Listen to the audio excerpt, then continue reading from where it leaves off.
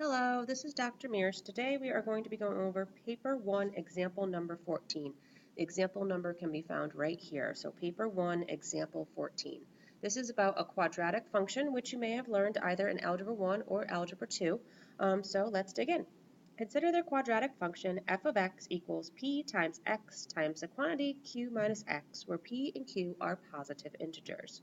The graph of y equals f of x passes through the point 6, 0. Part A, calculate the value of Q. Okay, so for part A, we need to calculate the value of Q. So let's write down the information that we have. F of x equals P times x times the quantity Q minus x. They also gave us this point, 6, 0. So this point represents x, which is the 6, and f of x, which is also our y value, which is 0.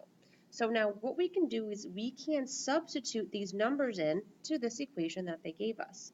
So f of x, which is 0, so 0 equals p times, we have x is 6, times the quantity q minus, again, x is 6.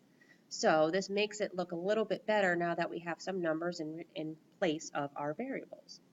So let's simplify this. I'm going to bring down my 0 and my equals. I like to rewrite p times 6 as 6p, and then that's times the quantity q minus 6. Okay, in order to isolate the q variable, because remember, that's what we want to find, we need to find the value of q, I'm going to divide both sides by 6p. That cancels it out. 0 equals q minus 6. So now I can, I'm sorry, move my paper up a little bit. 0 equals q minus 6. I'm going to add 6 to both sides. And 6 equals q.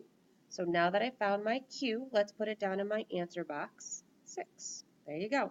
Okay, let's see what's next.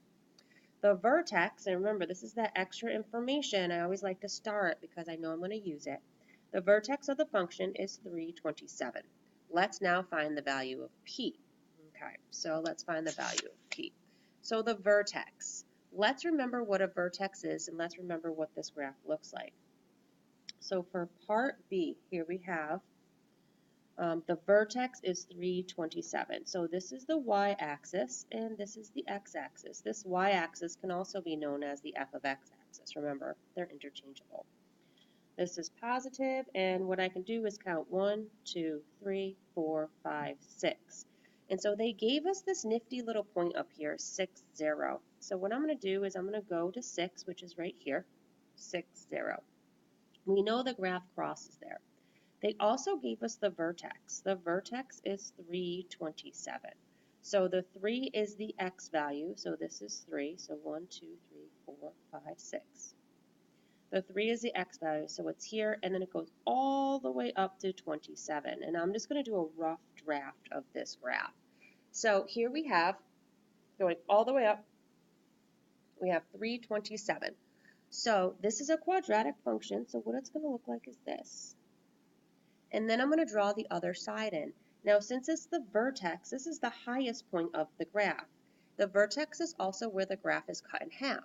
So if half of it is 3 away to 6, then the other half is 3 away to 0. So this is the point 0, 0. So this is what the actual graph is going to look like. Get that a little bit better. Of the quadratic function. It's a parabola, and it's pointing downwards. Okay, so with this information, here's x again, and here's f of x. And we know that is the actual vertex, so it splits the graph in half. So let's find out what our p-value is by using this and by using, and I'm going to go all the way up here, and this is part B continued, by using our vertex and by using this information that they gave us. F of x equals p times x times the quantity q minus x. And we already know what q is because we solved for it down here. Q is 6. And we also know what x and f of x are because they're here. So let's put in all of our numbers where our variables are to see if we can find p. So f of x, they want us to substitute 27 in because that's the vertex they gave us for the f of x value. Our p we do not know because that's what we're trying to find. Our x value now is 3. Our q value from over here, oh, sorry, yep, our Q value from over here is 6 minus, and again, our X value is 3. So I put this Q value in, and I also put this vertex value that they gave us in. Okay, and it looks pretty nice, much better. So let's do a little simplification and see if we can solve for P. So 27 equals P times 3. I like to rewrite that as 3P. And I can also subtract 6 minus 3, and 6 minus 3 is 3. All right, let's keep going. Let's multiply. This is all linked by multiplication. So 27 equals 3 times 3, 9P. Now we can go about solving this equation. We solve. 9 is linked to the P by multiplication, so to undo it, we divide. Dividing both sides by 9 gives us a P of 3. So down in our box right here, let's write 3. All right, so here we go. That was part B. Let's see what part C is. Write down the range of F. Okay, the range. Now, just a quick little review. Domain, when you look at domain, I want you to look at the X values. And that's where the graph is lying, those X values.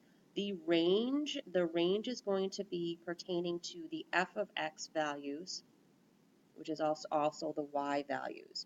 So what they want us to look here is the range of F. So how tall, how high, how low does the graph go? Now, since we did a little rough draft of the graph here, we're going to look. So this is a graph opening down. So opening down meaning it's going to keep going down and lower and lower.